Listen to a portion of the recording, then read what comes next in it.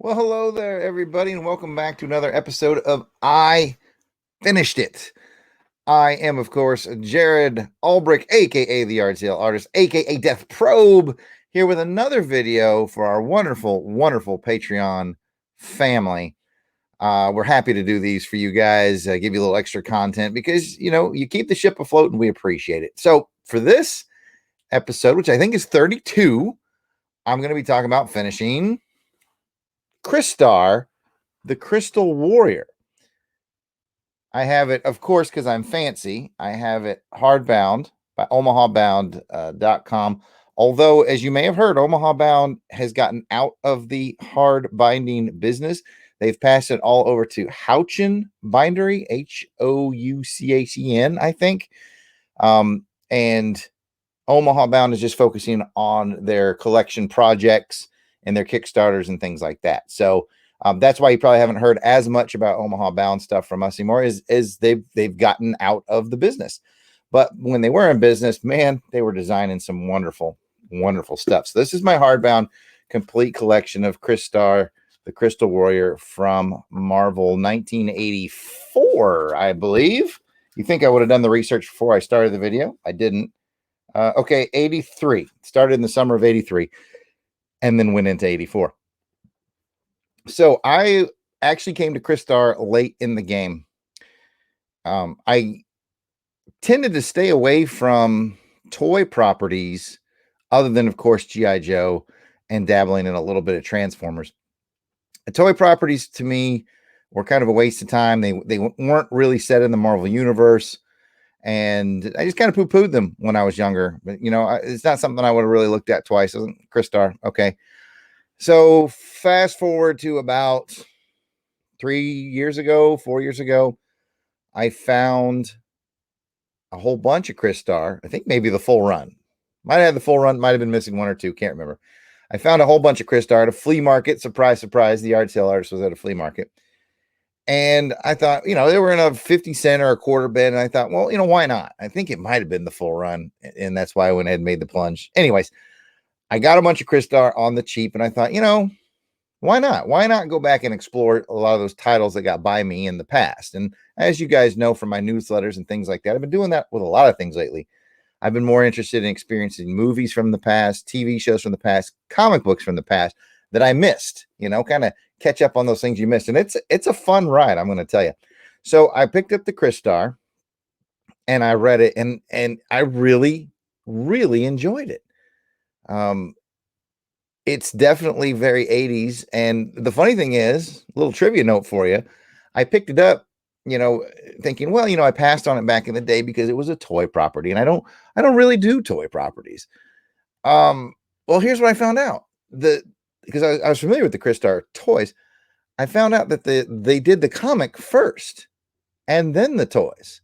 They used the comic and it was first. So the comic launched the toy line. And I think what had happened was, this is just speculation. I think what happened was they had a big hit with G.I. Joe in 82. It's basically making a comic to help sell the toys. And I think Marvel thought, well, let's start a new fantasy property. In fact, I do know this because someone mentioned it in one of the write-ups in here. One of the editors did a write-up. They said, let's do a new fantasy property because Marvel didn't have any fantasy books on the shelves in early 80s.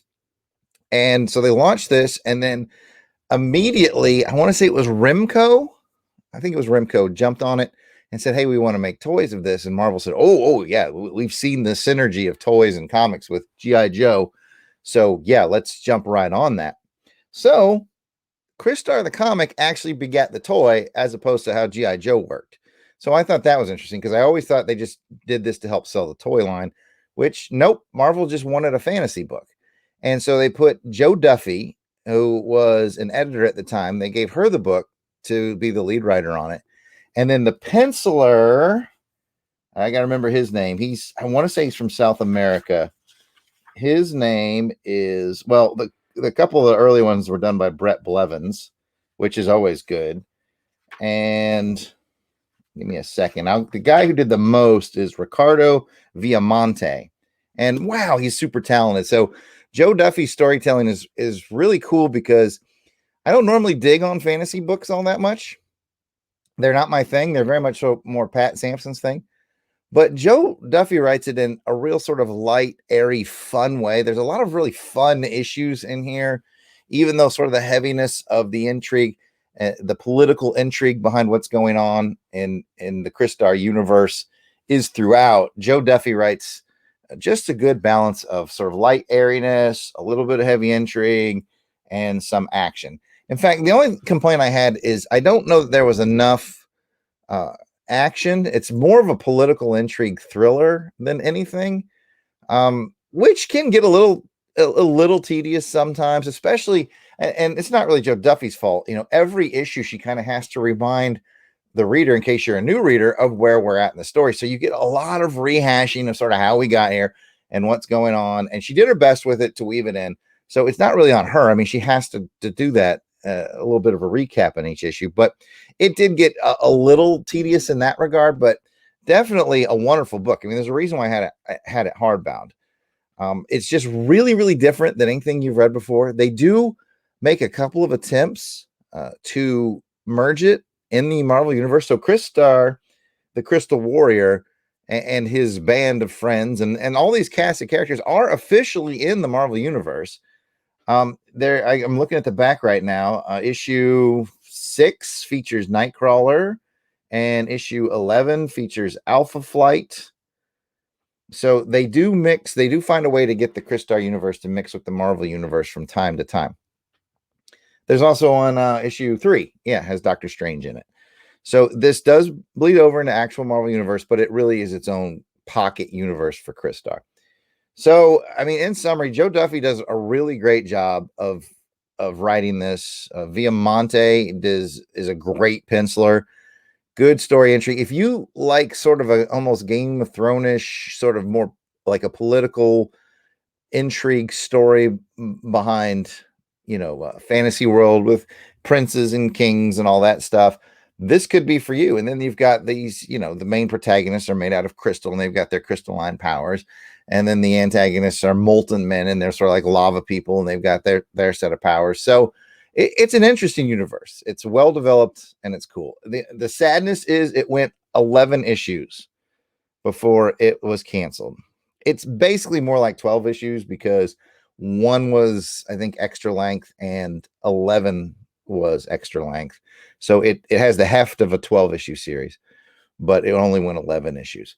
Still, really good, solid storytelling. Again, if you like fantasy and sort of political intrigue and really good art and a well-written tale, I think Joe Duffy's a criminally underrated writer for Marvel. This is a wonderful book. Pick it up. Pick up you're going to find Crystar in your 50-cent pens. So why not snag it? Anyway, I've been Jared Albrecht, the yard sale artist for the Longbox Crusade, thanking each and every one of you for being Patreon members. You got my review on Crystar, the Crystal Warrior. You might want to check it out. Thanks for being here. I'm going to act froze.